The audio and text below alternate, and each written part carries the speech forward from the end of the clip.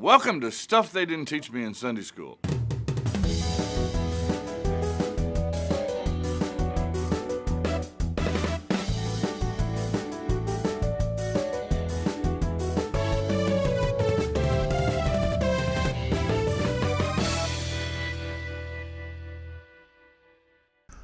Bible trivia time. This might be the $10,000 Who Wants to Be a Lutheran Millionaire question. Which book of the Bible never mentions God by name or by title? Which book of the Bible never mentions God by name or by title? If you guessed Esther, you're exactly right. That might lead you to say, well, what in the world is the book doing in the Bible if it never mentions God by name or by title? Well, the book of Esther does sort of allude to God. It recognizes a higher power behind what's going on, even though it never uses the term Yahweh or Lord or Adonai or any of the terms for God. But it does recognize that somebody's in control of the situation. And it also explains a major or minor Jewish feast, the Feast of Purim. You need the cast of characters in Esther. Xerxes I, also called Ahasuerus, is a Persian king. Esther, also called Hadassah, and if you go to Jerusalem today, there's a Hadassah hospital named after Esther, for example. But Esther is the queen. Now, Esther had won a beauty contest to find the most beautiful woman in all the land to add to the king's harem.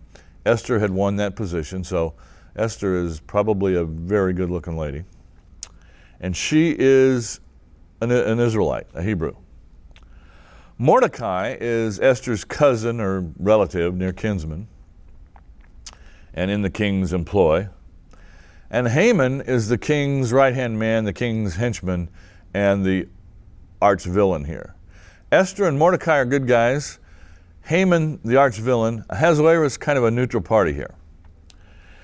Haman hates Mordecai. This is the stuff of soap operas, really. Haman hates Mordecai, and he wants Mordecai dead. So what he does is he gets the king to sign a decree that on this one day, any Persian can kill any Jew, any Hebrew. Kind of a wacko decree, but he signs it. I don't think he realizes that Esther is a Hebrew. Haman now builds a gallows because he's looking forward to hanging Mordecai and getting rid of this guy. Mordecai gets wind of what's going on and what's coming down and how this is going to impact his people.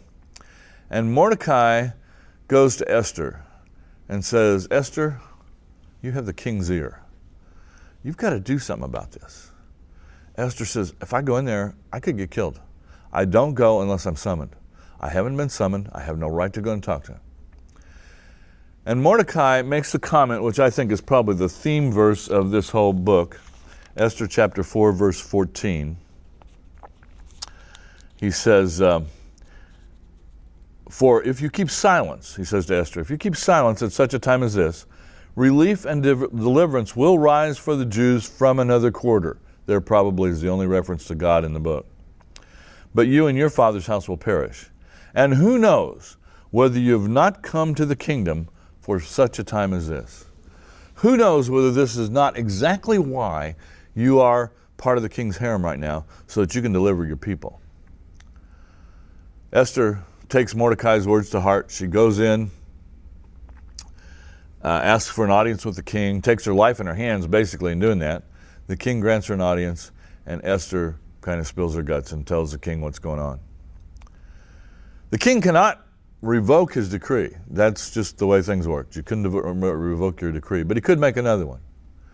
And the other one was that the Israelites could defend themselves. And they were allowed also to kill their Persians who tried to kill them.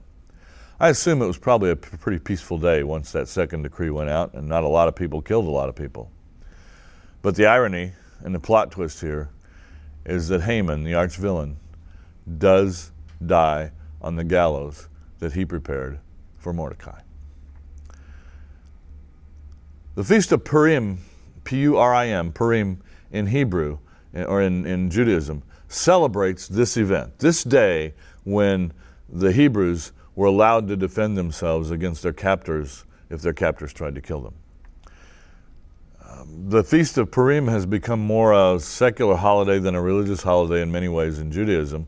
In fact, what people say, what Jews will say today, is that on Purim, you drink enough wine so that you can't tell the difference between blessed be Mordecai and cursed be Haman. So it's a big celebration of God's deliverance of his people, kind of a 4th of July kind of thing for Israelites or Hebrews or Jews.